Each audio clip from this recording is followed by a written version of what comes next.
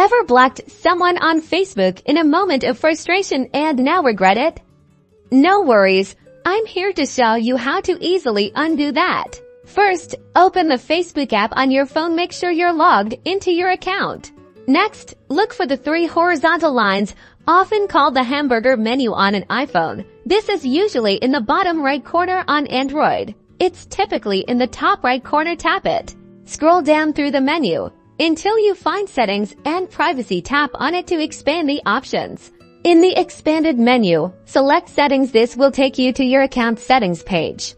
Now scroll down until you find the Privacy section, and within that, look for Blocking. It might also be listed under Audience and Visibility depending on the version of the app. Tap on Blocking. This will open a list of everyone you've blocked on Facebook. You'll see a list of profiles you blocked. Find the person you want to unblock. Next to their name, you'll see an Unblock button. Tap the Unblock button. Facebook will ask you to confirm that you want to unblock the person. Read the message carefully. If you're sure, tap Unblock again to confirm the person is now removed from your block list. Keep in mind that once you unblock someone, they'll be able to see your public posts and content again, and you'll need to send them another friend request if you want to reconnect.